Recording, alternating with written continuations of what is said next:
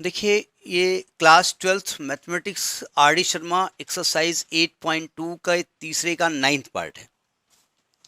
Question कह रहा है कि find the points of discontinuity if any one of the following function, any of the following function.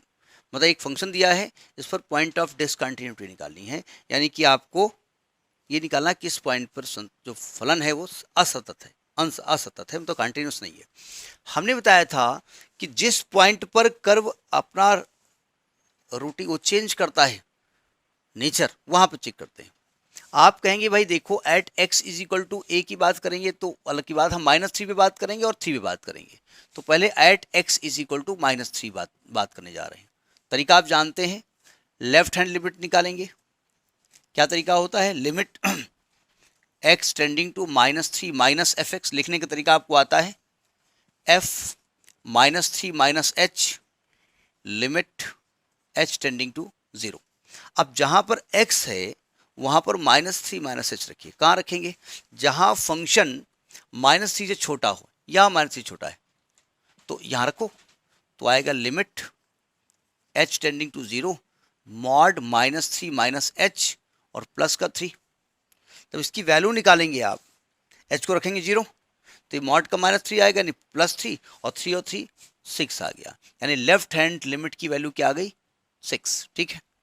अब आप राइट हैंड लिमिट निकालते हैं -3 पे, तो राइट हैंड लिमिट के लिए क्या करेंगे आप? -3 प्लस लिखेंगे, यहाँ -3 प्लस एच लिखेंगे। कहाँ लिखेंगे? जहाँ फंक्शन -3 से बड़ा होगा, और -3 से बड़ा कहाँ पर है? यहाँ पे बड़ा है। यहाँ x को रखो -3 प्लस एच, तो आएगा limit h tending to 0 -2, x को रखेंगे -3 प्लस एच। जब आप h की वैल्यू रखेंगे 0 तो -2 इंटू -3 यानी -6 आ गई वैल्यू, यानी ये भी -6 आ गई, यानी राइट हैंड लिमिट की वैल्यू भी क्या आ गई? -6 आ गई। अब आप लेफ्ट हैंड लिमिट की वैल्यू क्या आई थी? लेफ्ट हैंड लिमिट की वैल्यू आई थी 6, नहीं बराबर नहीं आई ना, -6, सॉरी क्या लिख रहा हूँ, +6 आएगी ना। कहाँ दिमाग है, माइनस माइनस प्लस हो जाएगा ना। अब आप उस पर्टिकुलर पॉइंट पे निकालिए वैल्यू, एफ को डायरेक्ट लिखो -3। कहाँ लिखेंगे? जहां पर इक्वल टू लिखा है, तो यहाँ आएगा मॉड -3 प्लस 3, यानी 3 प्लस 3, ये भी 6 आ गई वैल्यू, यानी f -3 की वैल्यू भी 6 आ गई। तो आपने क्या देखा कि -3 पे लेफ्ट हैंड लिमिट और राइट हैंड लिमिट उस फंक्शन की वैल्यू के बराबर है, so it is continuous at x is equal to -3। ठीक है। तो आप इसमें लिखेंगे, कैसे लिखेंगे? As f -3 minus h is equal to f -3 plus h is equal to f minus 3, so it is continuous, so it is continuous at x is equal to -3। अतः यह x is equal to -3 पर सतत है। ठीक, तो ये आपका -3 पे चेक किया। अब जरा 3 पे चेक कर लेते हैं, लेकिन एक दिक्कत 3 पे आ रही है।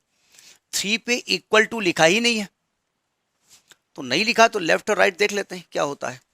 At x is equal to 3 लिखता हूं, तो जब आप लेफ्ट हैंड लिमिट निकालेंगे तो कैसे लिखेंगे? Limit x tending to 3 minus f x, यानी कि लिखेंगे f 3 minus h limit h tending to 0। x को लिखो 3 माइनस एच, कहाँ लिखोगे? जहां फंक्शन 3 से छोटा है, यहाँ लेस देन 3 है ना, यहाँ रखो। तो आएगा minus limit h tending to 0 minus का 2 3 माइनस एच, तो एच को 0 करोगे तो ये वैल्यू आएगी -6, यानी लेफ्ट हैंड लिमिट की वैल्यू कितनी आ गई? -6, ये वैल्यू आ गई। ठीक, जब आप राइट हैंड लिमिट निकालेंगे तो यहाँ पर प्लस लिखेंगे, और प्लस कहाँ लिखेंगे? जहाँ फंक्शन 3 से बड़ा हो, 3 से बड़ा हो, तो यहाँ लिखेंगे आप limit h tending to 0 6 3 plus h plus 2 छत्रुक 18 प्लस 2 20 आ गई वैल्यू, इसकी वैल्यू 20 आ गई। तो अब चूंकि 3 पर निकालें हम कैसे?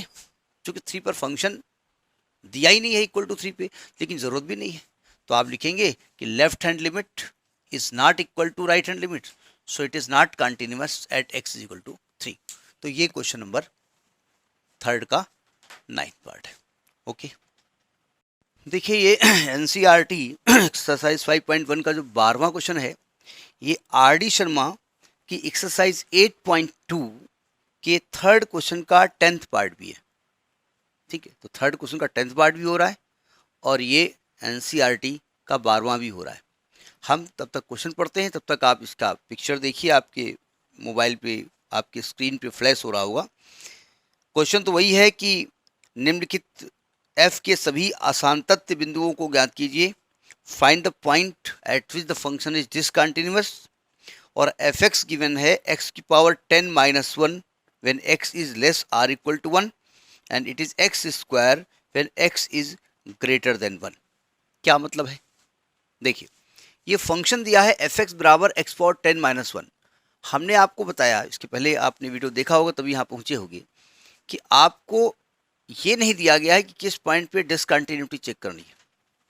तो आपको लेस देन 1 के भी पॉइंट लेने पड़ेंगे। लेस देन 1 पे 0 हो सकता है, -1 हो सकता है, -2 हो सकता है। ग्रेटर देन 1 पे भी चेक करना पड़ेगा, 2 भी हो सकता है, 3 भी हो सकता है, 50 भी हो सकता है, 70 भी हो सकता है, और 1 पे भी चेक करना पड़ेगा, चेक करना चाहिए।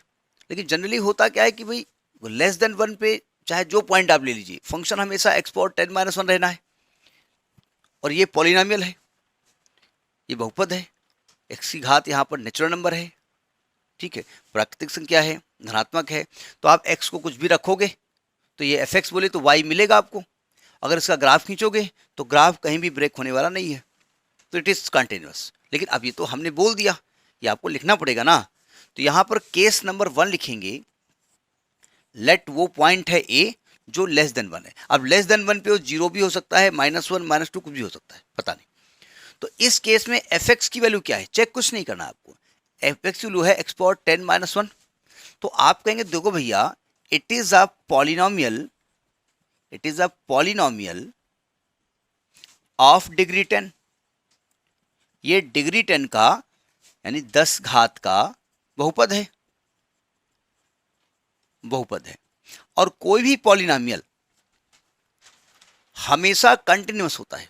कंटिन्यूअस बोले तो सातत्य होता है, सातत्य बोले तो अगर मैं उसका ग्राफ खींचना चाहूं तो ग्राफ मिलेगा आपको, कहीं ब्रेक नहीं होगा, ठीक है। अतः ही आप so it is continuous, so it is continuous, continuous, continuous at x is equal to a।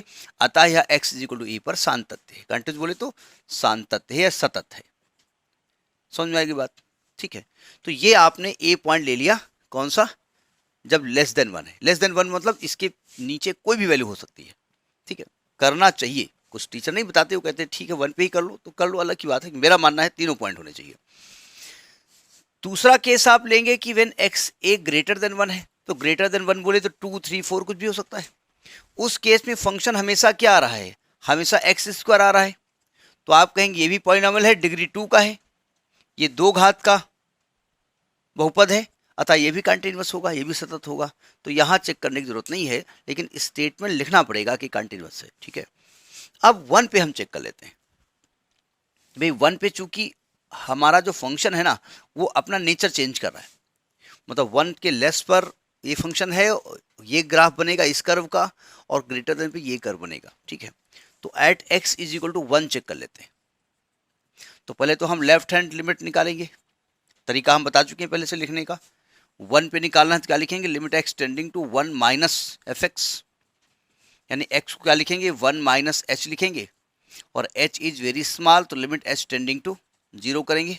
अब x की जगह क्या रख दो, 1 माइनस एच रख दो। कहाँ रख दो, जहाँ फंक्शन 1 से छोटा हो।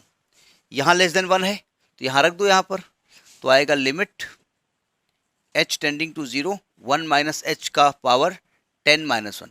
अब लिमिट रखने का तरीका आपने 11th में पढ़ा होगा, और हमने भी बताया है कि आप h को डायरेक्ट 0 कर सकते हैं। शर्त एक है, 0 रखने के बाद एक तो इनफाइनाइट ना आ रहा हो, ये तभी आएगा जब 1 में h होगा, और रूट के अंदर नेगेटिव ना रहा हो, वो यहाँ है नहीं, तो h को डायरेक्ट 0, तो 1 की पावर 10 1 आएगा, 1 माइनस 1 यानी वैल्यू 0 आ गई, यानी लेफ्ट हैंड लिमिट की वैल्यू क्या आ गई, 0 आ गई, ठीक।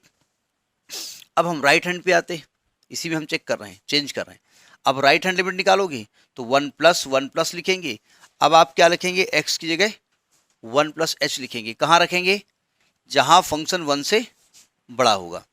क्योंकि यहाँ 1 से बड़ा है तो यहाँ 1 प्लस एच लिखेंगे, तो ये 1 प्लस एच का होल स्क्वायर हो जाएगा, और लिमिट क्या आएगा, h टेंडिंग टू 0, तो ये भी 1 आएगा। तो आपकी राइट हैंड लिमिट 1 आ गई। पहली बात तो लेफ्ट हैंड लिमिट और राइट हैंड लिमिट इक्वल है नहीं, तो कंटिन्यूटी तो अपने आप ब्रेक हो गई, काम खत्म। नहीं, अब काम वैसे नहीं खत्म होगा, आपको लिखना पड़ेगा उसमें ना। अब आपको इस पर्टिकुलर पॉइंट पे वैल्यू निकालनी पड़ेगी, एक्स को 1 लिखना पड़ेगा। तो 1 रखने से क्या हो रहा है कि यहाँ 1 रखोगे तो 0 आ जाएगी वैल्यू। तो आपने क्या दिखा कि f1 minus h is equal to f1 is not equal to f1 plus h, limit h tending to 0। यहाँ पे लिमिट h टेंडिंग टू 0। तो आप लिखेंगे भाई ये इक्वल नहीं तीनों आ रहे हैं, so it is not continuous at x is equal to 1, अतः यह 1 पे कंटिन्यूअस नहीं होगा, 1 पे सान्तत्य नहीं होगा। ठीक है, अब हिंदी में थोड़ा सा चेंज करना है और तो मैथमेटिकल वही है। तो ये क्वेश्चन नंबर हो गया आपका 12th of NCERT and third question exercise 8.2 of R D Sharma.